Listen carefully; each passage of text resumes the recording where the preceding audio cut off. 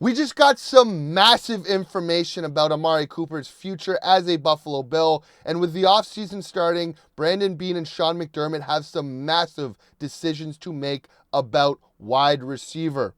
Hello, everybody. Welcome to Bills Digest. I'm your host, Anthony Senicar, and it is offseason time, and there is going to be a lot of news, free agency signings, trade rumors, draft analysts, and everything. And we got you guys covered here at Bills Digest, so please subscribe, because take a look at this. 72% of you guys who are watching right now are not subscribed to the channel.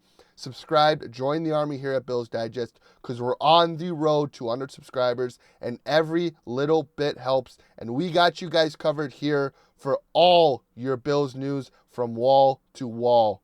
We got you guys covered.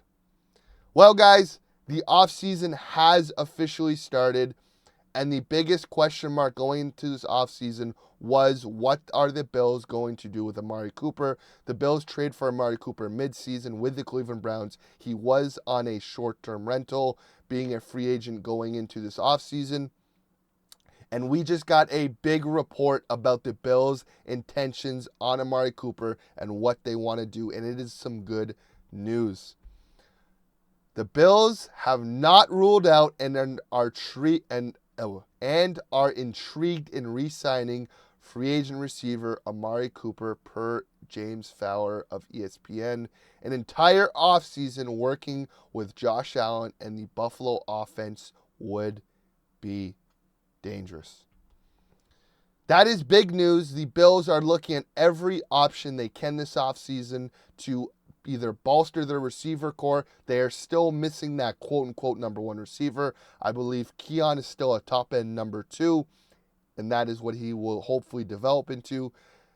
Shakir is a 1B. He is not your typical dominant outside presence. He is a very good slot guy and is obviously a very good receiver, but he is a 1B. He is not a 1A.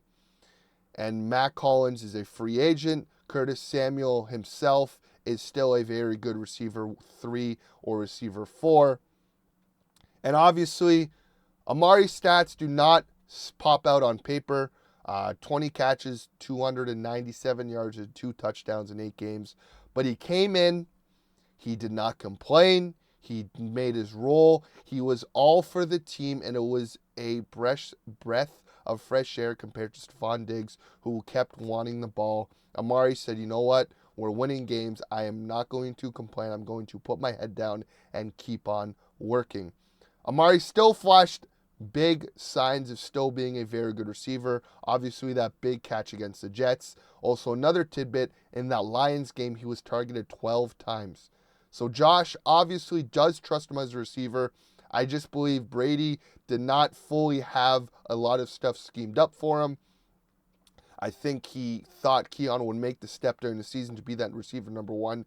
And Keon's, compared to Cooper's, intangibles and skill set is very different. Keon is your big body, physical jump ball receiver. Amari shows the jump ball ability. He's a shorter guy, still at 6 foot, still has some good speed. So we are going to see, he's on obviously the back nine of his career. So we'll see how that goes. Money is going to be an issue, obviously, this offseason. The Bills currently have $2 million worth in dead cap, but you restructure some guys. You restructure Josh. You either restructure Von Miller or you cut him. You still can restructure Dawson Knox and Ed Oliver. But right now, Sports Track has him going at about $14 million or $14 million bucks. That's what they're calculating what a team will give him. And at $14 million, I believe the Bills could really look at themselves and figure out if they really need Amari Cooper, or if they can find someone in the draft, maybe make a trade to move up a few picks and go get themselves that number one physical freak as a number one option to go opposite of Keon and work with Shakir. I mean, just looking at the receiver depth for the Bills right now, taking out Amari Cooper and Matt Collins, who are free agents, you only got 3 guys right now. You got Keon Coleman, you got Curtis Samuel, and you got Khalil Shakir. The Bills have a history of going into the season with about 5 receivers. So, in my opinion, you re-sign Matt Collins, and then you really think about Amari Cooper with a full offseason with Josh. What does that look like? He's obviously on the older side, being 30 plus, but if you look at older receivers, look at Diggs before he tore his ACL, who's around the same age as Amari Cooper. He was looking very, very good in that Texans offense, as well as Keenan Allen, who started off slow, was coming back from injury, but later on in the season, in the back half of the season, was turning on the Jets and was looking very good. So these older receivers, you can really get some good use out of them. I think Amari still has 2-3 more years at being a very good receiver. Even if you bring Amari back, you still go take a receiver in the second or third round who has the physical attributes to be a dominant receiver. You let him develop. You let Amari take most of the number one corners. You have Keon still developing. You have Shakir, who is still your slot guy, who is going to get you what you need, 10 yards per catch this year, which was phenomenal. And again, it's still the conversation of the Bills' lack of separations from receivers. They need to get faster. Curtis Samuel was going to be that. Khalil Shakir was going to be that. But Keon, coming out of college, did not have a lot of separation. Matt Collins, I mean, he's a career number 4. He's a great guy, great team guy, and everything. Had the big catch against the Chiefs.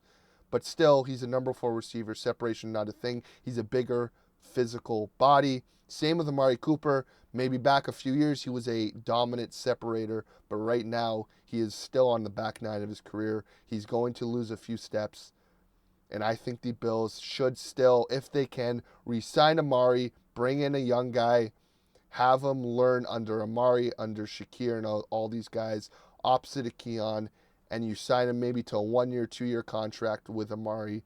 Let Amari walk in 2 years. Then you have Keon, Shakir, and whoever you draft.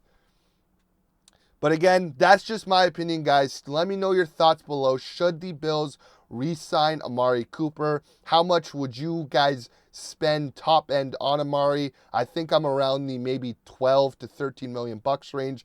That's in the top end, obviously, on a shorter term contract. The Bills will open up a lot of cap space, moving around contracts, maybe cutting Von Miller. So there are going to be a lot of rumors these next few months.